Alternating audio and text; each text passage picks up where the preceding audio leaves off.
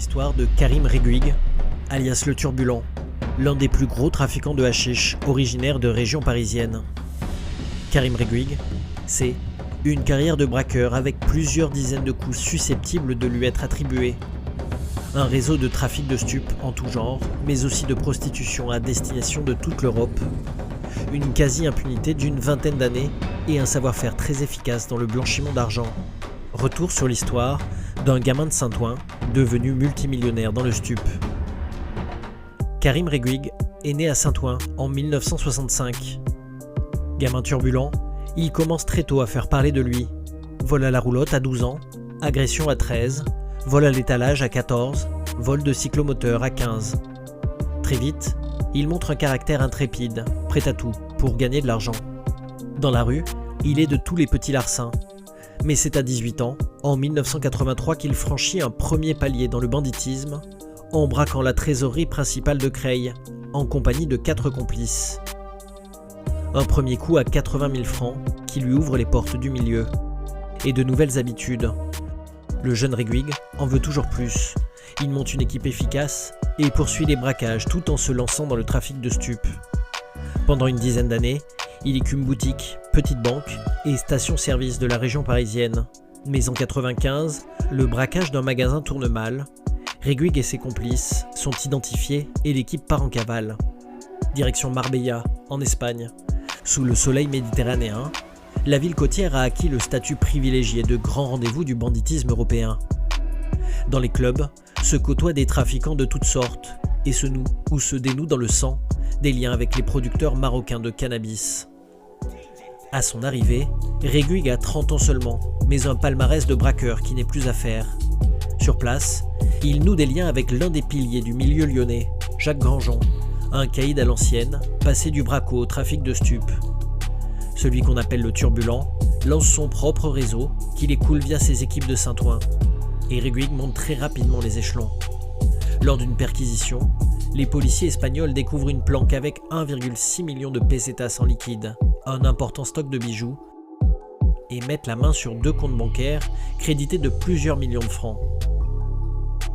L'une des spécificités de Reguig est de constituer son réseau avec des équipes venues de milieux très différents. Ségassure, de Saint-Ouen, mais aussi des juifs marocains, des jeunes du sud de la France, des Israéliens ou encore des Espagnols. En quelques années seulement, il devient l'un des principaux fournisseurs de cannabis qui opèrent en Espagne. Il est aussi l'interlocuteur privilégié des plus gros producteurs de hashish du Rif marocain. Ces convois go-fast irrigueraient le réseau français de plus de 600 kg de cannabis par mois, fournissant aussi bien l'Île-de-France que la région sud-est. Prévoyant et bien conseillé, Reguig agit en homme d'affaires avisé. Aucun compte bancaire en France, mais des micro-sociétés ouvertes dans de nombreux paradis fiscaux comme les îles Caïmans ou le Delaware.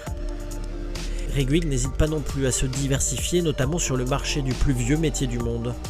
Il gère plusieurs maisons de passe en Espagne comme le César Palace ou le Milady Palace. Mais il investit également dans la coke. Pour les trafiquants de l'époque, Marbella est terre d'opportunités. Et ce serait sur place qu'il rencontrerait notamment des hommes d'affaires sud-américains en lien avec les cartels. À la fin des années 90, la police espagnole lui prête l'ambition de vouloir contrôler le trafic de drogue depuis la Costa del Sol jusqu'à l'Europe centrale. Dès 1999, le nom de Reguig est souvent prononcé dans les bureaux des stupes. Les enquêteurs estiment qu'il s'appuie sur un réseau très structuré d'une 40aine de personnes et serait en lien avec des trafiquants colombiens de cocaïne. Pendant près de 10 ans, Reguig parvient pourtant à échapper sans cesse aux enquêteurs.